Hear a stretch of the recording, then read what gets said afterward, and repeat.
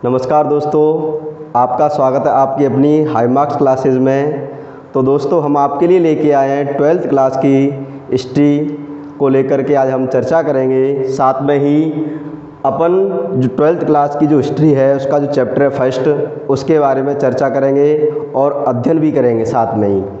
तो दोस्तों, आज हमारा पहला चैप्टर है 12th हिस्ट्री का, उसका नाम है भारत का वैभवपूर्ण अतीत।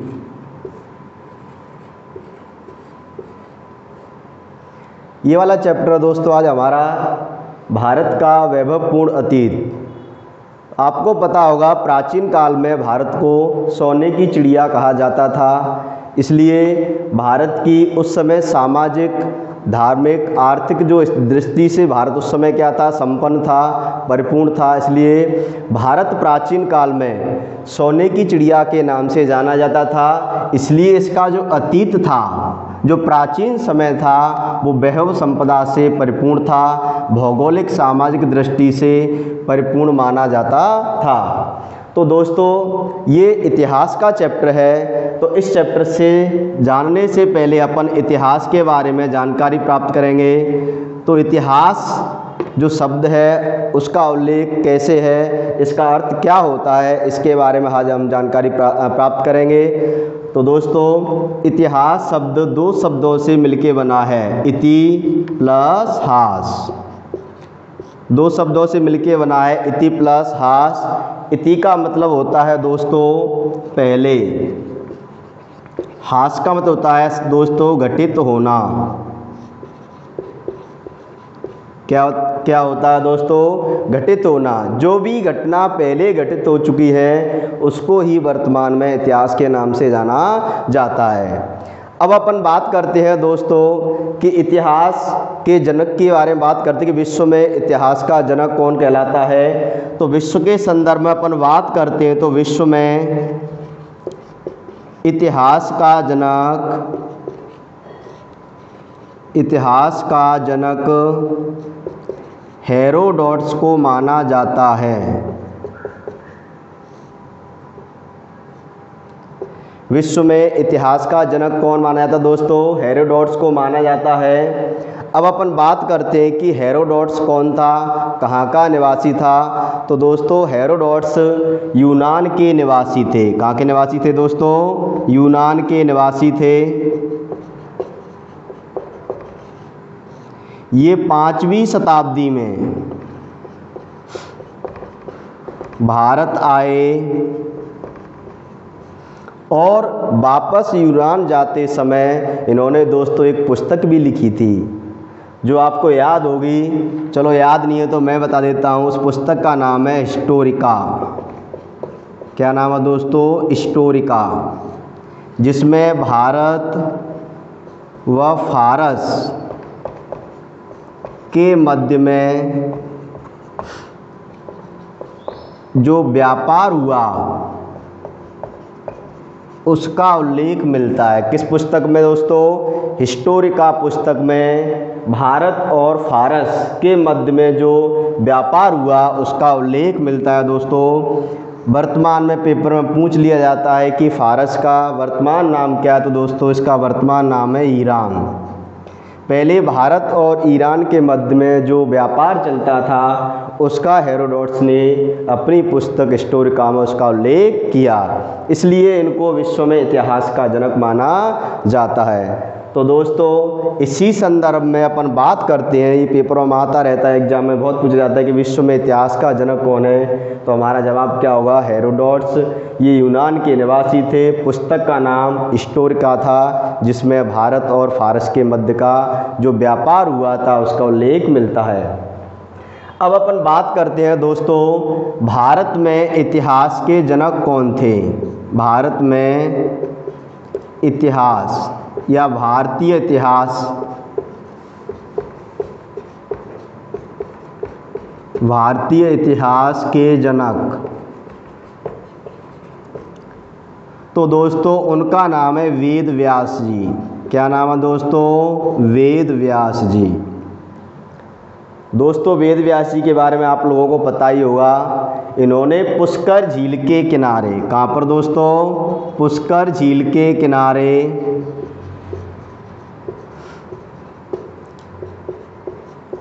महाभारत की रचना की। किसकी रचना की दोस्तों, महाभारत की रचना की। ये सब जानकारी दोस्तों हम इसलिए जान रहे हैं क्योंकि हम इतिहास पढ़ रहे हैं, तो इतिहास के पिता के बारे में भी हमको पता होना चाहिए दोस्तों। और साथ में ही हमें ये भी पता होना चाहिए कि विश्व में इतिहास का जनक कौन है। दूसरी बात, भारत में भारतीय इतिहास का जनक कौन है। तीसरी बात, अपन राजस्थान के संदर्भ में भी दोस्तों बात करें कि राजस्थान के इतिहास का जनक किसे माना जाता है। तो दोस्तों भारत में इतिहास का या भारतीय इतिहास का जनक किसे माना जाता है, वेद व्यास जी को माना जाता है, जिन्होंने पुष्कर झील के किनारे महाभारत की रचना की थी। अब दोस्तों हम आपसे प्रश्न पूछते हैं कि महाभारत का प्राचीन नाम क्या था। तो दोस्तों इस YouTube चैनल को हाई मार्क्स क्लासेस को आप सब्सक्राइब करें, लाइक करें दोस्तों, शेयर भी साथ साथ करते रहें। तो दोस्तों वेद व्यास जी ने पुष्कर झील के किनारे महाभारत की रचना की, और साथ में ही महाभारत का प्राचीन नाम आपको बताना होगा, तो आप कमेंट में लिख करके हमको बता सकते हैं। तो महाभारत का, चलो दोस्तों मैं बता देता हूँ, महाभारत का जो प्राचीन नाम था, महाभारत का प्राचीन नाम था दोस्तों, उसका नाम था जय संहिता। क्या दोस्तों, जय संहिता। बहुत ही कंपटीशन में, केवल ये हमारी जो क्लास है वो केवल 12th से संबंधित है, वो तो है ही, साथ में UPSC के लिए, RAS के लिए, पटवारी के लिए, रीट के लिए, और साथ में ही SSC के लिए ये क्लास आपके लिए बहुत ही इम्पोर्टेंट है। आप एक बार इनको पढ़ लो तो राजस्थान और साथ में ही भारतीय इतिहास का कोई भी प्रश्न आपका गलत नहीं जाएगा। तो दोस्तों प्राचीन नाम अपन बात कर रहे थे, महाभारत का प्राचीन नाम क्या था दोस्तों, जय संहिता था। तब इस समय इसमें 8000 श्लोक थे। कितने श्लोक थे दोस्तों, 8000 श्लोक। महाभारत का प्राचीन नाम क्या था, जय संहिता था, और इसमें कितने श्लोक थे, 8000 श्लोक थे। ठीक है, जब इनकी संख्या 8000 से 24000 हो गई दोस्तों, कितनी हो गई, 24000, तब इसका नाम उन्होंने भारत रख दिया। क्या रख दिया दोस्तों, भारत रख दिया। ठीक है, इसके बाद इनकी संख्या जब 24000 से 1 लाख तक हो गई श्लोकों की, तब इसका नाम उन्होंने क्या रख दिया, महाभारत रख दिया।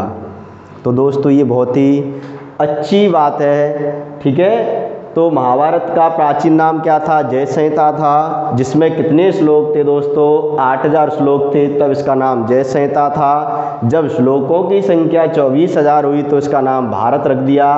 जब श्लोकों की संख्या 1 लाख हो गई तब इसका नाम क्या पड़ा दोस्तों, महाभारत पड़ा। तो दोस्तों आपकी समझ में आया होगा यहाँ तक। एक बार दोबारा से रिवाइज कर देते हैं अपन। इतिहास क्या है, इतिहास 2 शब्दों से मिलके बना है दोस्तों, इति प्लस हास। पहले, इति का मतलब पहले, हास का मतलब घटित होना। जो घटना पहले घटित हो चुकी होती है उसे इतिहास कहते हैं। विश्व के इतिहास के जनक हेरोडोटस, यूनान के निवासी, पुस्तक का नाम हिस्टोरिका। भारतीय इतिहास का जनक कौन है दोस्तों, वेद व्यास जी हैं, पुष्कर झील के किनारे। तुम्हें पता होगा पुष्कर झील कहाँ पर है, अजमेर में है। यहाँ पर ब्रह्मा जी का क्या बना हुआ, मंदिर बना हुआ, बहुत ही फेमस है। तो दोस्तों पुष्कर झील के किनारे महाभारत की रचना की वेद व्यास जी ने, और इनको ही भारतीय इतिहास का जनक माना जाता है। प्राचीन नाम जय संहिता, फिर भारत पड़ा था, उसके बाद इसका नाम महाभारत पड़ा दोस्तों। अब अपन बात करेंगे राजस्थान के इतिहास के संदर्भ में। तो दोस्तों इससे पहले बात करने से पहले आप आपको जो वीडियो अच्छी लगे तो इस वीडियो के वाले जो चैनल है हाई मार्क्स क्लासेस को चैनल को सब्सक्राइब करें, लाइक करें और शेयर भी करें, क्योंकि इस चैनल से अधिक जो RVSC के बच्चे हैं राजस्थान बोर्ड के जिनको लाभ मिल सके दोस्तों, क्योंकि अभी हाल में RVSC की जो 12th क्लास की हिस्ट्री है, जो 12th क्लास के एग्ज़ाम सरकार अभी नोटिफिकेशन जारी करने वाली है। तो दोस्तों आप ज़्यादा से ज़्यादा इस चैनल को शेयर करें और सब्सक्राइब करें। अगर कोई भी दिक्कत होती है उस चीज़ को, अगर किसी को कोई प्रश्न पूछना है तो उसको अपन कमेंट में लिख सकते हैं दोस्तों। तो यहाँ तक आपकी समझ में आ गया दोस्तों, तो आप इसे उतार सकते हो।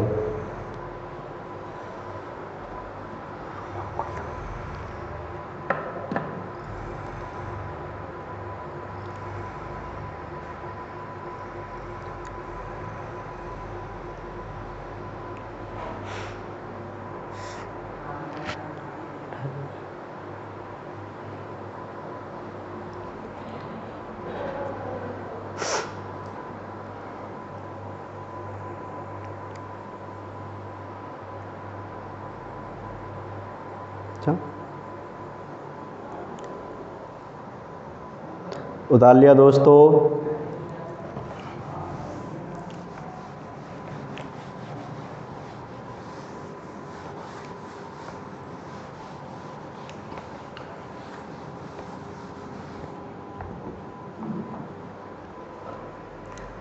तो दोस्तों आज हमारा चैप्टर है भारत का वैभवपूर्ण अतीत।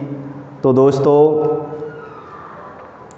अब अपन बात करेंगे राजस्थान के संदर्भ में कि राजस्थान इतिहास के जनक कौन माने जाते हैं। तो दोस्तों राजस्थान इतिहास के जनक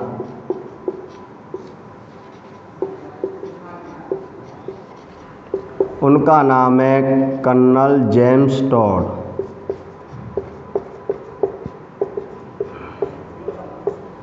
कौन माने जाते हैं दोस्तों? कर्नल जेम्स टॉड को राजस्थान इतिहास के जनक माना जाता है। तुमको पता ही होगा, हर कंपटीशन में प्रश्न आता है कि राजस्थान इतिहास के जनक पितामह हैं। साथ में इनको घोड़े वाले बाबा भी दोस्तों कहा जाता है। क्यों कहा जाता है?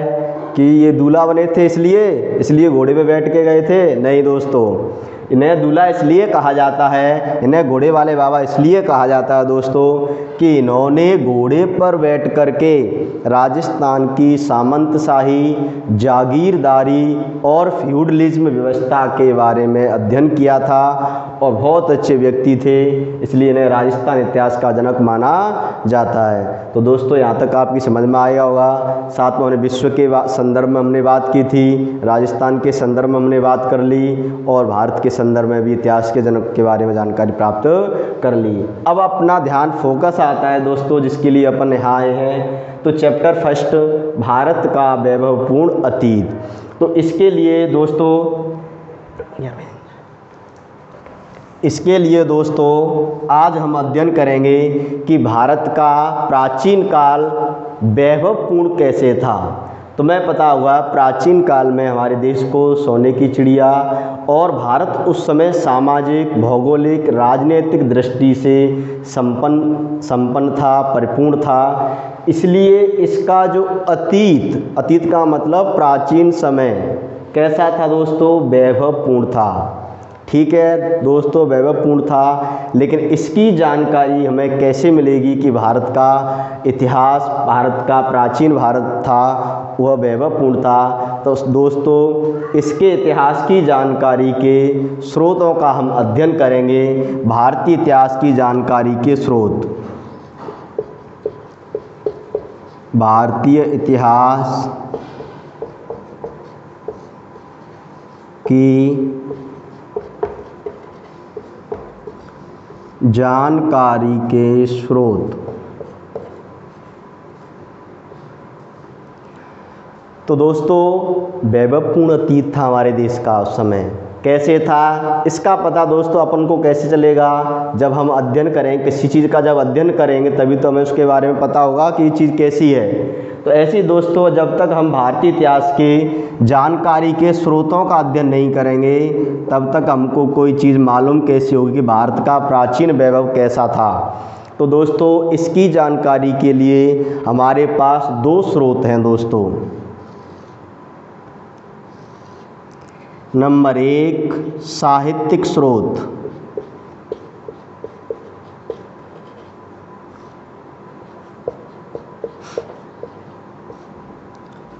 ये नंबर 1 दोस्तों। और नंबर 2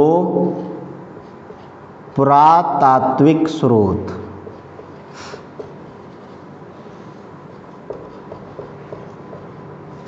तो दोस्तों तुम्हें पता होगा 12th क्लास की हिस्ट्री का फर्स्ट चैप्टर ये कितने मार्क्स का है दोस्तों? 15 नंबर का। कितने अंक का है दोस्तों? 15 नंबर का है, 15 अंक का है, जिसमें से 3 प्रश्न छोटे छोटे 1-1 नंबर के पूछे जाएंगे, 1 प्रश्न 2 नंबर का पूछा जाएगा दोस्तों, और 1 प्रश्न दोस्तों 4 नंबर का, और 1 प्रश्न पूछा जाएगा दोस्तों 6 नंबर का। तो अगर तुम इस चैनल को देख लोगे, वीडियो को देख लोगे, तो आपका नंबर कहीं भी कटने की 1% भी गुंजाइश नहीं है।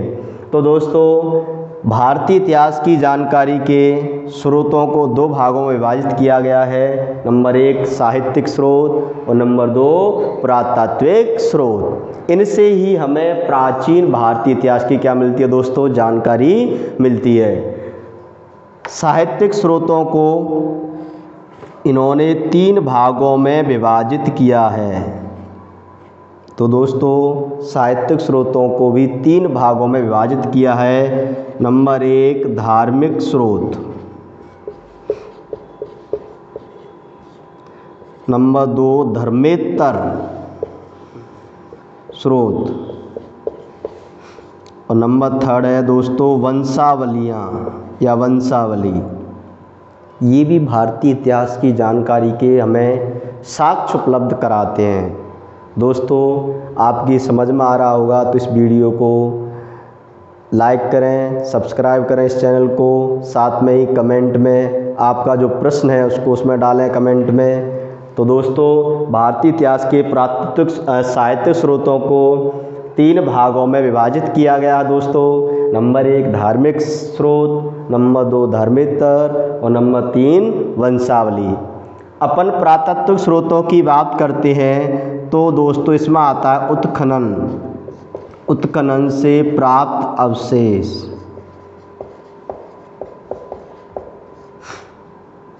नंबर 2 अभिलेख, नंबर 3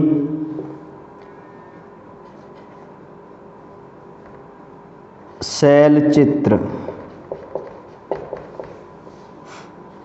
सिक्के। इनसे भी क्या मिलती है दोस्तों? हमें भारतीय इतिहास की जानकारी मिलती है। तो दोस्तों आपकी समझ में आ गया होगा कि भारतीय इतिहास की जानकारी के 2 स्रोत हैं दोस्तों। नंबर 1 साहित्यिक स्रोत और नंबर 2 पुरातात्विक स्रोत।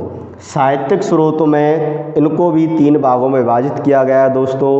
धार्मिक स्रोत, धर्मेतर स्रोत और वंशावलियाँ।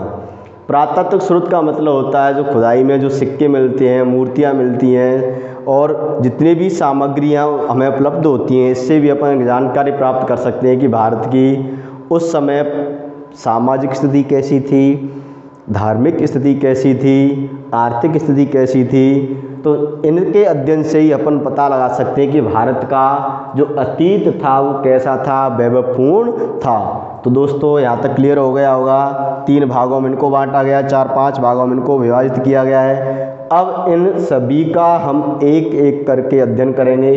तो दोस्तों यहाँ तक आपकी समझ में आ गया हो तो इसको एक बार अपनी कॉपी पेन निकाल करके इसको नोट करते जाएं साथ साथ में ही।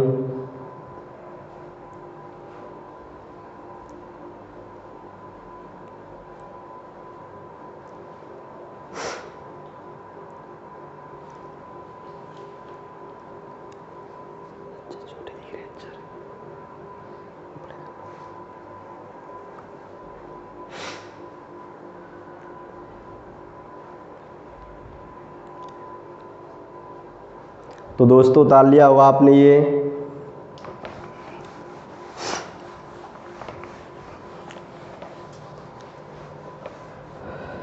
अब अपन बात करते हैं दोस्तों धार्मिक स्रोतों की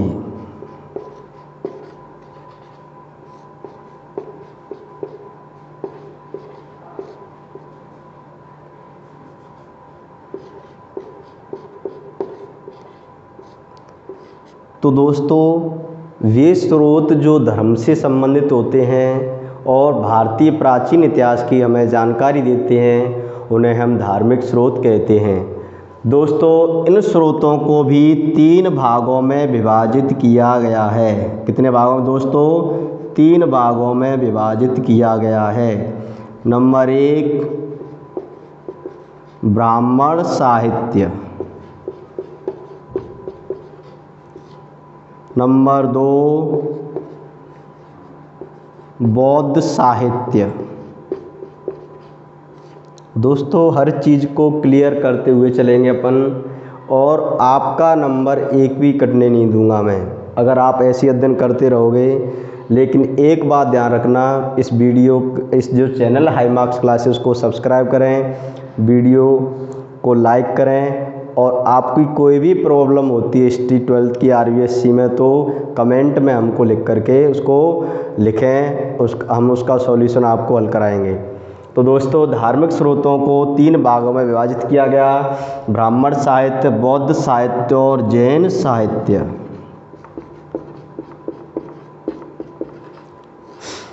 ठीक है दोस्तों, 6 नंबर का प्रश्न बन सकता है कि भारतीय इतिहास की जानकारी के धार्मिक स्रोतों का वर्णन कीजिए, या फिर पूछ सकता है, छोटा प्रश्न भी बन सकता है, या धार्मिक स्रोतों के बारे में लिखिए। 2 नंबर का प्रश्न भी पूछ सकता है, 6 नंबर का प्रश्न भी आ सकता है, और साथ में 1 नंबर का भी प्रश्न भी पूछ सकता है। एग्जामिनर के वो तो मन के ऊपर है दोस्तों।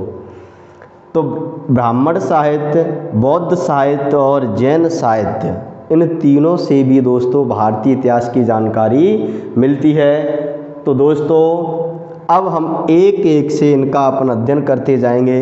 सबसे पहले अपन पढ़ेंगे दोस्तों ब्राह्मण साहित्य। क्या पढ़ेंगे दोस्तों? ब्राह्मण साहित्य। यहाँ लिख सकते हैं दोस्तों अपन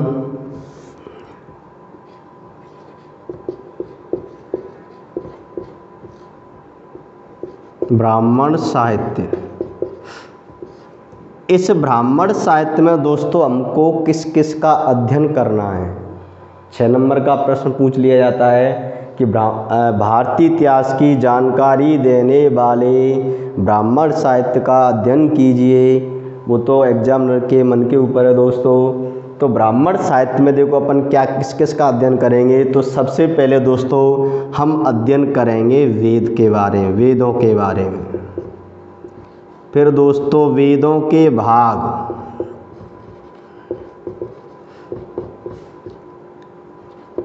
फिर दोस्तों अपन अध्ययन करेंगे वेदांग,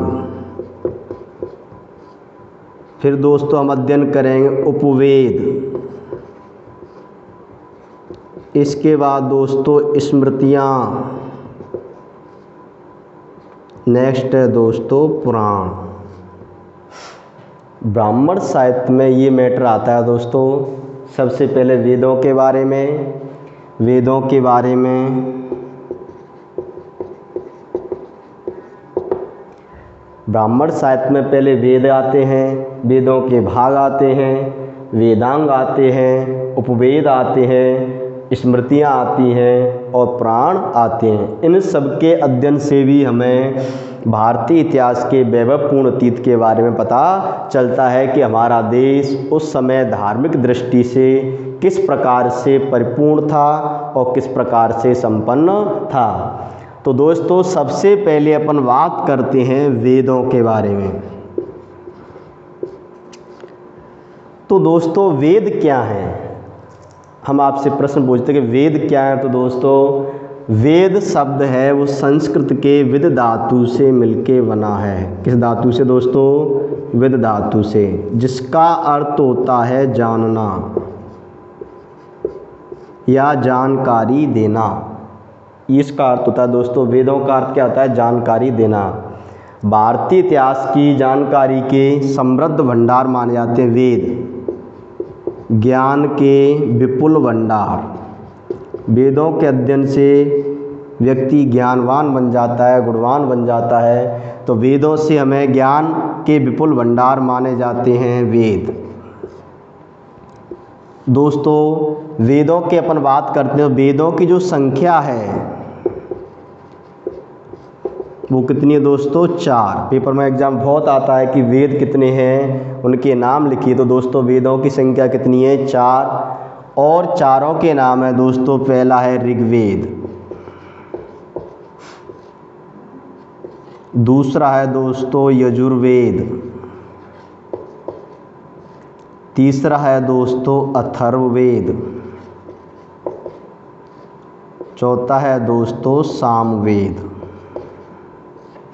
पेपर में बहुत आता है दोस्तों, ध्यान रखना कि वेदों की कुल संख्या कितनी है? 4। नंबर 1 ऋग्वेद, यजुर्वेद, अथर्ववेद, सामवेद।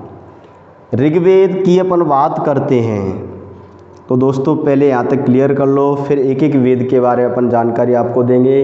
नहीं तो यही जानकारी दे देते हैं। ऋग्वेद, सबसे प्राचीन वेद कौन सा है? ऋग्वेद। पेपर में पूछा जाने वाला प्रश्न है ये कि सबसे प्राचीन वेद कौन सा है? ऋग्वेद है। इसकी रचना दोस्तों किसमें की गई है? छंदों में। प्राचीन वेद क्या है दोस्तों? हमारा ऋग्वेद है। इसकी रचना किसमें की गई दोस्तों? छंदों में की गई, जिसमें 10 मंडल हैं। कितने मंडल हैं दोस्तों? 10 मंडल हैं और 1028 सूक्त हैं। किसमें दोस्तों?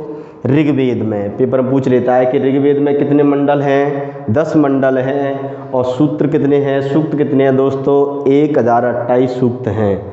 और ऋग्वेद किस में रचा गया है? छंदों में रचा गया है। तो यहाँ तक क्लियर हो गया। दूसरा वेद है दोस्तों यजुर्वेद। कौन सा वेद है दोस्तों? यजुर्वेद। यजुर्वेद में यज्ञों से संबंधित जानकारी मिलती है। यज्ञों से संबंधित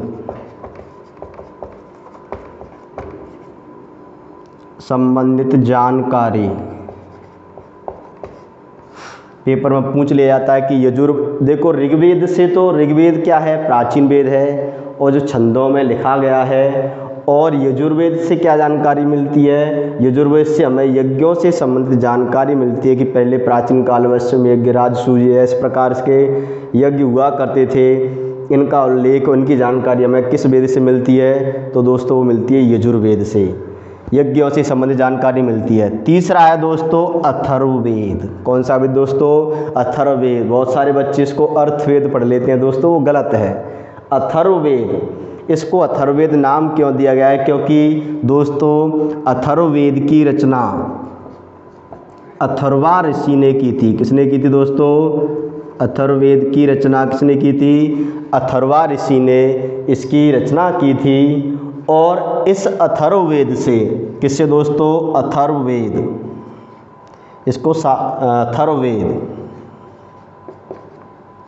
अथर्ववेद की रचना किसने की दोस्तों? अथर्वा ऋषि ने। इससे हमें दोस्तों क्या जानकारी मिलती है? तो दोस्तों अथर्ववेद से हमें एक तो ब्रह्म ज्ञान, ईश्वरीय ज्ञान, उसकी जानकारी मिलती है। रोग निवारण, तो देखो 2 नंबर का प्रश्न पूछ लिया उसने पेपरों में कि अथर्ववेद से हमें किसकी जानकारी मिलती है? एक तो ब्रह्म ज्ञान की जानकारी मिलती है दोस्तों, रोग निवारण की जानकारी मिलती है, शत्रु का दमन कैसे करना है, साथ में दोस्तों यंत्र और तंत्र,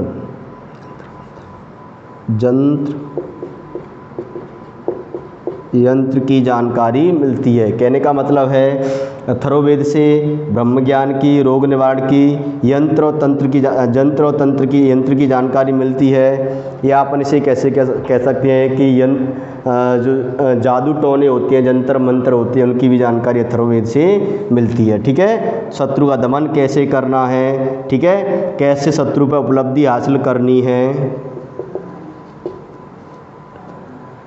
जंत्र और यंत्र की हमें जानकारी कहाँ से हासिल करनी है, वो कहाँ से मिलती है दोस्तों, अथर्ववेद से मिलती है। नेक्स्ट है दोस्तों सामवेद। आर्यों द्वारा गाई जाने वाली जितनी भी जो सामग्री थी उसका उल्लेख हमें कहाँ से मिलता है, सामवेद से। तो दोस्तों इसे अपन ऐसे लिख सकते हैं कि आर्यों के द्वारा गाई जाने वाली सामग्री का उल्लेख किस वेद में मिलता है। तो दोस्तों मैं आपसे एक प्रश्न पूछता हूं जिसका आंसर आपको कमेंट में देना है कि भारतीय संगीत का जनक कौन सा वेद कहलाता है। तो दोस्तों इसका आंसर आपको कमेंट में लिख के देना है दोस्तों। तो दोस्तों हमने 4 वेदों के बारे में अध्ययन किया कि वेदों की संख्या कितनी है, 4 है। ऋग्वेद, यजुर्वेद, अथर्ववेद, सामवेद। ऋग्वेद प्राचीन वेद है, छंदों में लिखा गया है, 10 मंडल हैं, 1028 सूक्त हैं। दूसरा है दोस्तों यजुर्वेद, यज्ञों से संबंधित है दोस्तों। तीसरा है अथर्ववेद, जिसकी रचना अथर्वा ऋषि ने की थी, जिसमें ब्रह्म ज्ञान, शत्रु पर उपलब्धियाँ, रोगों का निवारण, जंत्र और तंत्र, इनकी जानकारी अथर्ववेद में मिलती है दोस्तों। सामवेद, आर्यों द्वारा गाई जाने वाली सामग्री का उल्लेख किस वेद में मिलता है दोस्तों, तो वो मिलता है सामवेद में। और सामवेद भारतीय इतिहास का, भारत का सबसे नवीनतम वेद है। कौन सा दोस्तों, सामवेद। तो दोस्तों मैं आपको बता ही देता हूँ कि सामवेद को ही भारतीय संगीत का जनक कहा जाता है। तो दोस्तों आप इसको नोट कर लो दोस्तों इसे एक बार।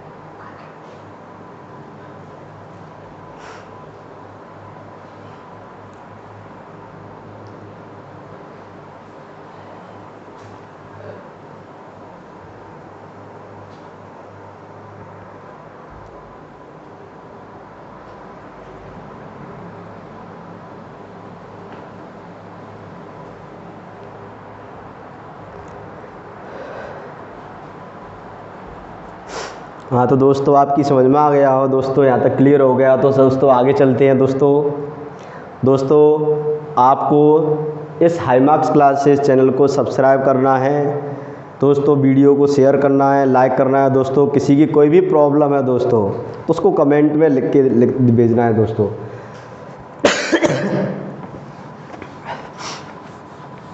यहाँ तक क्लियर हो गया दोस्तों। नेक्स्ट चलते हैं धार्मिक साहित्य। अपन पढ़ रहे थे दोस्तों धार्मिक स्रोत। क्या पढ़ रहे थे दोस्तों, धार्मिक स्रोत। इसमें से हमने क्या पढ़ लिया दोस्तों, वेद पढ़ लिया कि वेदों की संख्या कितनी है, 4, और चारों के नाम हमने तुमको बता दिए, ऋग्वेद, यजुर्वेद,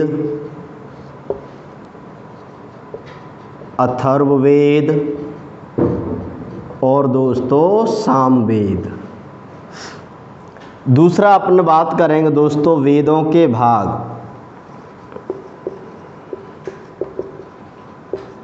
किसका दोस्तों, वेदों के भाग के बारे में। तो वेदों के 4 भाग होते हैं दोस्तों। कितने भाग होते हैं दोस्तों, 4। नंबर 1 संहिता, नंबर 2 उपनिषद,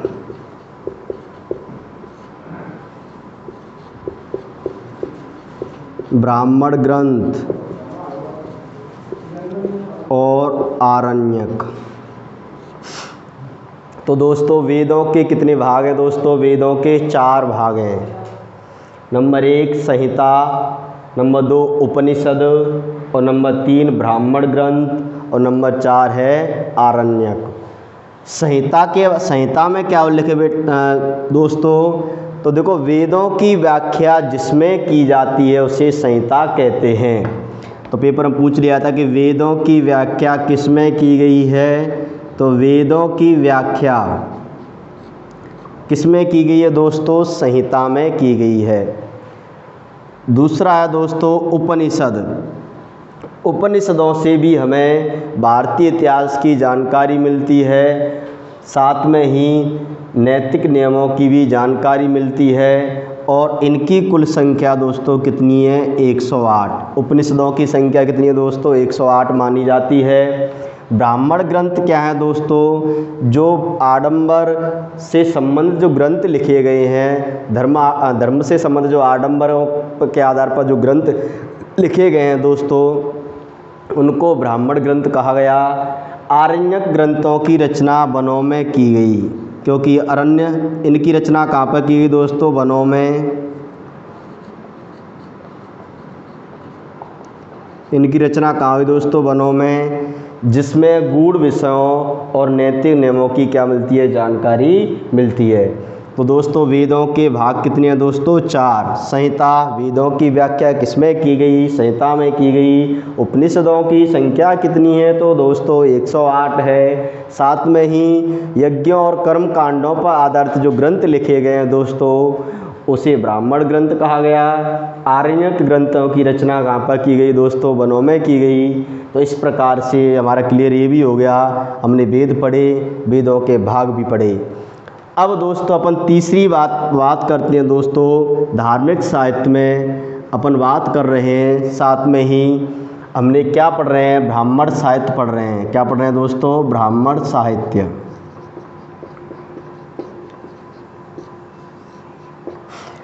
ब्राह्मण साहित्य में वेद पढ़ लिया दोस्तों। ब्राह्मण साहित्य में वेदों के भाग पढ़ लिए दोस्तों। ब्राह्मण साहित्य में अपन पढ़ेंगे दोस्तों वेदांग। क्या पढ़ेंगे दोस्तों? वेदांग।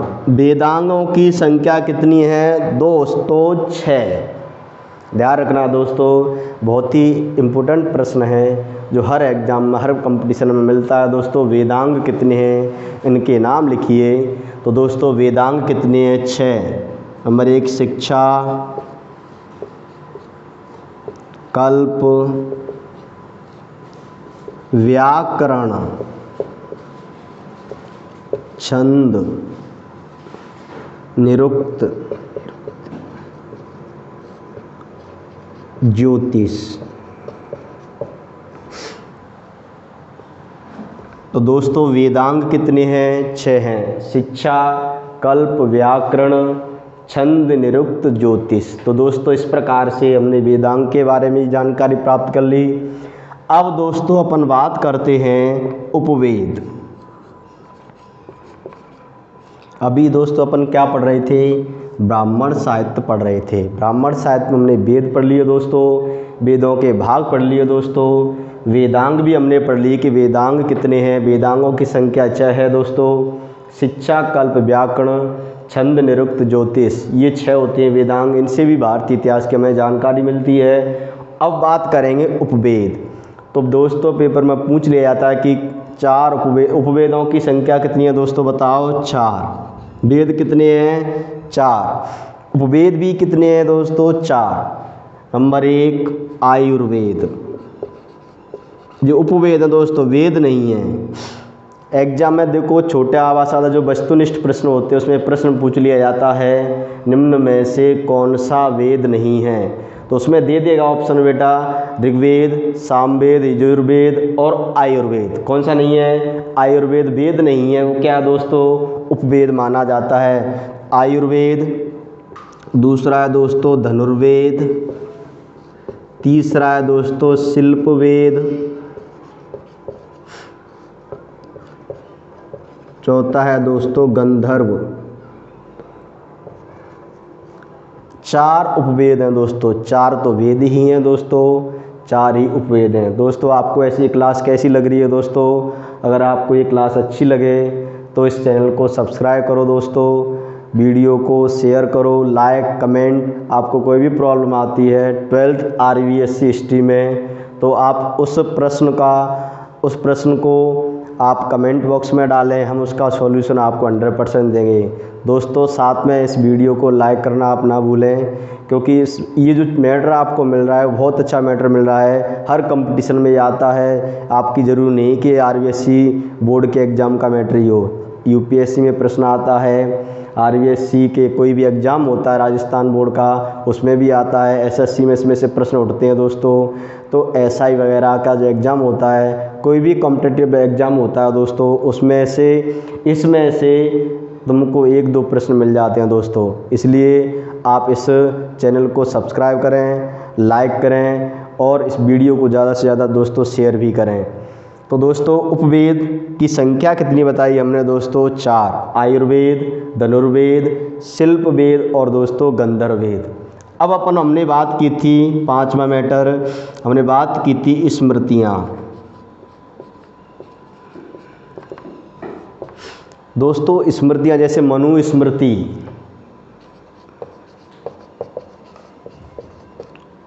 दोस्तों याज्ञवल्क्य स्मृति, इनसे भी दोस्तों हमें क्या मिलती है? भारतीय इतिहास की जानकारी मिलती है। 6वां हमने बात की दोस्तों पुराण। पुराणों की संख्या कितनी है, कोई बता सकता है? इस प्रश्न का जवाब आप कमेंट में देंगे और इस वीडियो को दोस्तों आपको लाइक भी तो करना है, ठीक है? तो पुराणों की संख्या दोस्तों आपको बता होगा कितनी है दोस्तों। तो पुराणों की संख्या तुमने व्यास जी का, अभी हमने वेद व्यास जी का बायोमेट्र पढ़ा था, उसमें उनका एक श्लोक भी बहुत अच्छा है जो बहुत काम का है। वर्तमान संदर्भ में देखा जाए तो कोरोना महामारी में दोस्तों हम सब लोगों को मदद करनी चाहिए, जितनी भी जिसकी जैसी मदद हो हमें वो करनी चाहिए। तो व्यास जी ने क्या कहा है देखो, अष्टादश पुराणेषु व्यासस्य वचनम द्वम। कहने का मतलब है व्यास अष्टादश पुराणेषु, अष्टादश मतलब 18 पुराण। तो दोस्तों पुराणों की संख्या कितनी होती है बताओ दोस्तों? 18। पूरा बता रहा हूँ उस मैटर को। अष्टादश पुराणेषु व्यासस्य वचनम द्वम परोपकार पुण्याय पापाय परपीड़नम। दोस्तों 18 पुराणों में से व्यास जी ने 2 ही वचन बहुत ही इम्पोर्टेंट किए हैं, जो वर्तमान समय में कोरोना महामारी के कारण पूरा विश्व टूट गया है दोस्तों। तो हमें जैसी मदद करनी है जिसको, वो हमें वैसी मदद दोस्तों करनी चाहिए। साथ में ही कोरोना महामारी 2 गज दूरी ज़रूरी है दोस्तों, मास्क लगाना भी अनिवार्य है। घर से बिना काम के दोस्तों बाहर ना निकलें, जो इम्पोर्टेंट काम हो तभी दोस्तों घर से बाहर निकलें, तभी हम इस बीमारी से दूर निजात पा सकते हैं दोस्तों, इस कोरोना वायरस को हम हरा सकते हैं। तो दोस्तों उन्होंने क्या कहा था? अष्टादश पुराणेषु व्यासस्य वचनम द्वम परोपकार पुण्याय पापाय परपीड़नम। व्यास जी के 18 पुराणों में से 2 ही वचन उन्होंने बताए थे कि अष्टादश पुराणेषु व्यासस्य वचनम द्वम। व्यास जी ने 2 ही वचन बताए थे, परोपकार पुण्याय, परोपकार करना सबसे बड़ा पुण्य है। वर्तमान समय में तुम्हें पता होगा पक्षी भूख के मारे मर रहे हैं, जानवर हैं, बंदर हैं, गाय हैं, इनके लिए खाने पीने की व्यवस्था नहीं है, इंसान घर से बाहर नहीं निकल रहा है दोस्तों, तो उनको बहुत ज़्यादा प्रॉब्लम है दोस्तों। तो जैसी हमारी श्रद्धा होती है दोस्तों, हमें ऐसी इस महामारी में सबको लड़ना है, तभी अपन इस महामारी से पार पा सकते हैं दोस्तों। तो उन्होंने बताया था कि परोपकार सबसे बड़ा पुण्य है। दूसरों की भलाई करना, दूसरों से साथ अच्छे कार्य करना, वो सबसे बड़ा उन्होंने पुण्य बताया था। और पापाया परपीड़म, पापाया माना सबसे बड़ा उन्होंने पाप बताया, दूसरों को कष्ट देना, दूसरों को पीड़ा पहुंचाना सबसे बड़ा उन्होंने पाप बताया दोस्तों। तो पुराणों की संख्या कितनी है दोस्तों? 18। सबसे प्राचीन पुराण कौन सा है दोस्तों? तो ये पेपर में पूछ रहे थे, वो सबसे प्राचीन पुराण है दोस्तों मत्स्य पुराण। कौन सा पुराण दोस्तों? मत्स्य पुराण।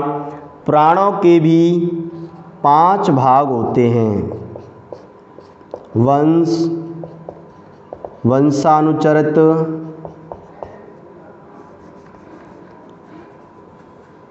पुराणों के भी दोस्तों कितने भाग होते हैं? 5। नंबर 1 वंश, वंशानुचरित,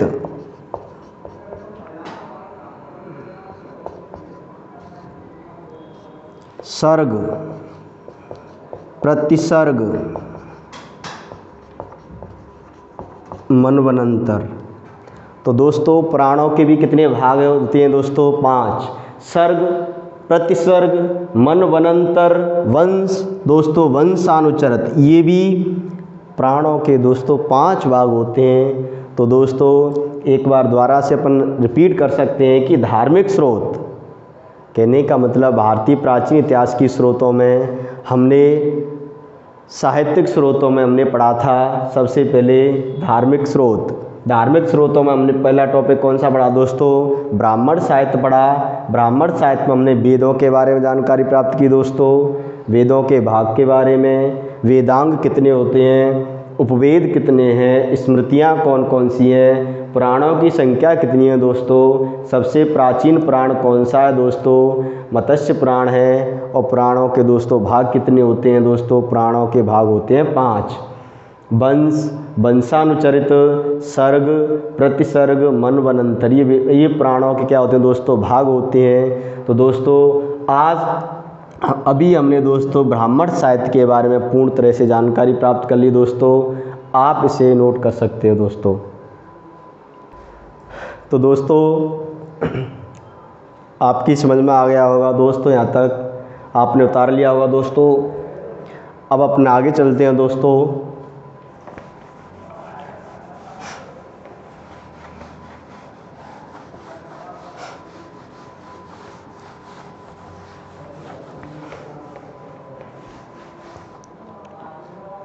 दोस्तों आपकी समझ में आ रहा होगा दोस्तों।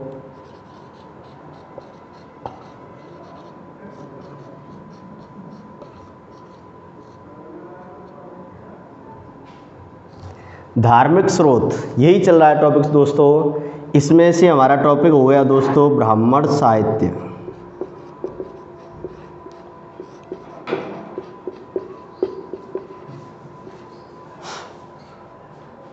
दूसरा है दोस्तों बौद्ध साहित्य। तीसरा है दोस्तों जैन साहित्य।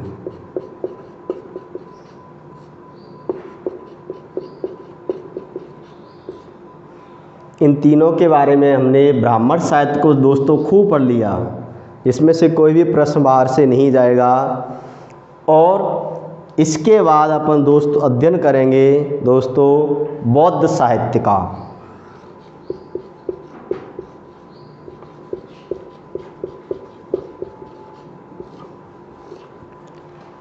तो मेरे प्यारे दोस्तों बौद्ध साहित्य, बौद्ध साहित्य से भी हमें प्राचीन भारतीय इतिहास की दोस्तों जानकारी मिलती है। बौद्ध साहित्य, प्राचीन बौद्ध साहित्य में पता होगा बौद्ध धर्म से संबंधित बताया जाता है। और बौद्ध साहित्य दोस्तों अधिकतर पाली भाषा में लिखा गया। किस भाषा में दोस्तों? पाली भाषा में। अब मैं तुमसे एक प्रश्न पूछ रहा हूँ दोस्तों, उसको तुम्हें कमेंट में लिख के देना है कि जैन साहित्य किस भाषा में लिखा गया अधिकतर? मतलब बौद्ध साहित्य सबसे ज़्यादा किस भाषा में लिखा गया दोस्तों? पाली भाषा में। अब मैं तुमसे प्रश्न पूछ रहा हूँ दोस्तों कि जैन साहित्य किस भाषा में लिखा गया, इसका दोस्तों हमें तुम लोग जवाब देना कमेंट में। तो बौद्ध साहित्य दोस्तों पाली भाषा में लिखा गया। बौद्ध साहित्य का प्राचीन जो ग्रंथ है उनका नाम है दोस्तों त्रिपिटक। बौद्ध साहित्य का प्राचीन ग्रंथ क्या है दोस्तों? त्रिपिटक है। त्रिपिटकों की संख्या कितनी है दोस्तों? 3। कितनी है दोस्तों? 3। सुत्त पिटक, विनय पिटक और तीसरा है दोस्तों अभिधम्म पिटक।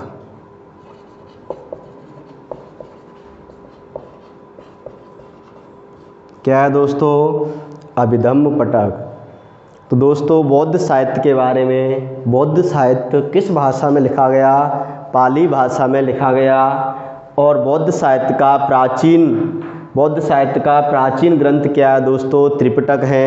त्रिपिटकों की संख्या कितनी है दोस्तों? सुत्त पिटक, विनय पिटक और अभिधम्म पिटक। इसके बारे में अन्य जानकारी प्राप्त करेंगे पाली भाषा के और ग्रंथ हैं दोस्तों। एक ग्रंथ है जातक ग्रंथ, जिनकी संख्या कितनी है दोस्तों? 549।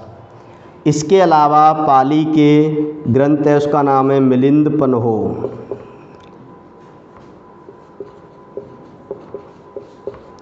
कौन सा ग्रंथ है दोस्तों? मिलिंद पन्हो ग्रंथ है दोस्तों, जिसमें नागसेन और यूनानी आक्रमण